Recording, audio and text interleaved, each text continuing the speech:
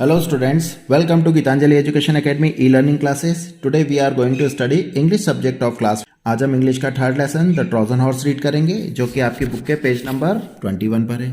जो Trojan horse जो है वो एक एंशियंट ग्रीस था उससे जुड़ी हुई कहानी है। एक प्राचीन घटना घटी है उससे ली गई ये कहानी है। ग्रीस और ट्रॉय देश रहते हैं और दोनों के बीच में युद्ध होता है। अब वो जो उसके बारे में कहानी है वो हम पढ़ते हैं और समझते हैं इस लेसन को। Once upon a time a war broke out between Greece and Troy. Greeks had came to take back Helen the beautiful wife of Greek general मेनेलस।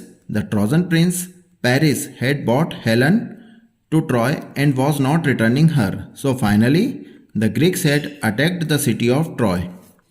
क्या होता है, एक समय की बात है, ग्रीस और ट्रॉय में युद्ध होता है। युद्ध का कारण क्या रहता है? जो ग्रीक जनरल होता है मेनेलिस, उसकी जो पत्नी होती है हेलन, जो ट्रोजन प्रिंस होता है, ट्रॉय का प्रिंस होता है पेरिस, वो उसे अपने साथ ले आता है और उसे रिटर्न करने से मना कर देता है। इस कारण से जो ग्रीक्स होते हैं वो ट्रॉय के ऊपर हमला करते हैं। अब आगे क्या होता है पढ़ते हैं हम। The people of Troy had built a sturdy wall with guards tower around the city. No one could enter the city once the gates of the wall were closed. Greeks made several attempts to break the wall or unlock the gates, but could not succeed. जो Trojan जो लोग होते हैं, Troy में रहने वाले लोगों को ट्रोजन पीपल्स कहा जाता है। वो अपने शहर के आसपास बहुत ऊंची और मजबूत दीवार बनाते हैं जिसके ऊपर कई सारे गार्ड्स टावर होते हैं।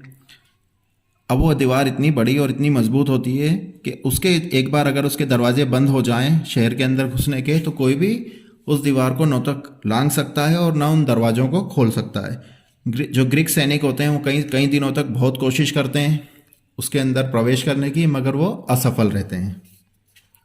Despite all their efforts Greek had failed to enter the city of Troy. Greek soldiers were disappointed and tired.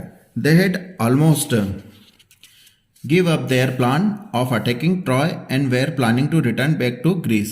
अब ग्रीक जो सेना होती है लंबे समय तक वहाँ रुकती है। कई सारी कोशिश करते हैं ट्रॉय के अंदर घुसने की, मगर वो असफल रहते हैं और अंत में वो अपना ट्रॉय के ऊपर हमला करके उसे जीतने का प्लान कैंसिल कर देते हैं और प्लान करते हैं कि अब हम ग्रीस वापस लौट जाएंगे।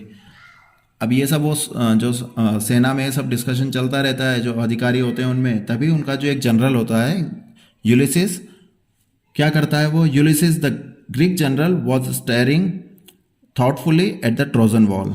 There has to be a way to solve the problem, he said to himself, and suddenly an idea came to his mind. He summoned his soldiers and explained what was in his mind. Ulysses plan was executed from that very moment.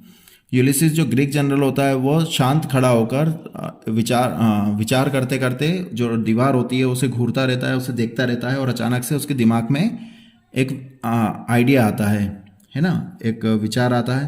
वो तुरंत अपने सैनिकों को बुलाता है और उन्हें अपने प्लानिंग बताता है और उसके सैनिक उसी क्षण से उसके ऊपर काम करना शुरू कर देते हैं। A giant wooden horse was built. The horse had wheels to make it move. Ulysses along with his soldiers hid inside the giant horse, and the rest of the soldiers burnt all the tents and went away to a nearby island.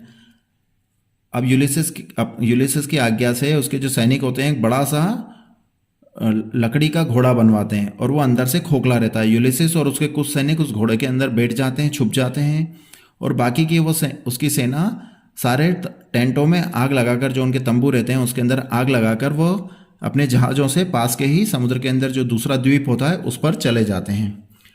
Next day people of Troy saw the Greece going away. They also saw smoke coming out of the burn tents. They were then convinced that the Greeks had left the town. अगली सुबह जब वो उठते हैं, जो Troy के जो लोग होते हैं वो उठते हैं, वो देखते हैं कि ग्रीक जो लोग हैं वो वापस जा रहे हैं और उनके सारे टेंट जल रहे हैं, उनमें से धुआं निकल रहा है। तो वो ये निश्चिंत हो जाते हैं कि अब ग्रीक सेना हमारे शहर को छोड़कर जा चुकी है।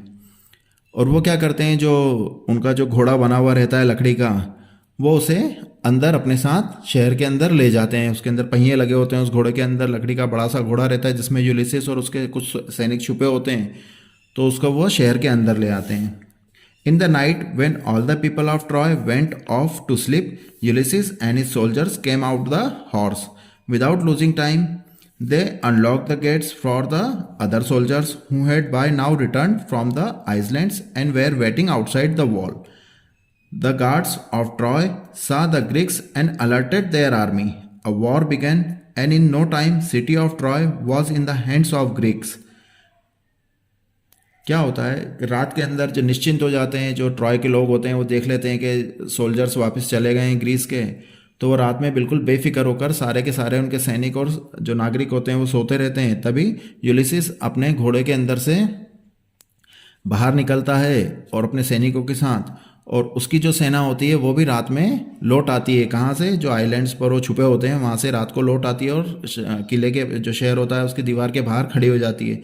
यूलिसिस रात में घोड़े से बाहर निकलता है और वो गेट शहर के जो दरवाजे होते हैं एंटर होने के उन्हें खोल देता है, और जो उसके सैनिक होते हैं जो ग्रीस के, वो अंदर आ जाते हैं। जब ट्रॉय की सेना को ये पता चलता है वो अलर्ट करते हैं अपने आप को, अपने साथियों को, मगर तब तक देर हो चुकी होती है और दोनों के बीच में युद्ध होता है और अंत में ग्रीक लोगों का ट्रॉय के ऊपर कब्जा हो जाता है। तो the wise Ulysses not only took Helen back but also taught a lesson to the Trojan people.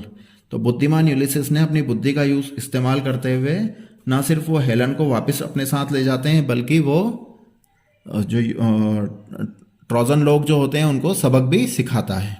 तो ये हमारी एक सुंदर सी कहानी थी जो प्राचीन ग्रीस से जुड़ी हुई थी। तो आपको उम्मीद करते हैं आपको ये अच्छी लगी होगी। आप इसके मीनिंग्स वगैरह सब रीड करेंगे और इस कहानी को एंजॉय करेंगे। Thank you.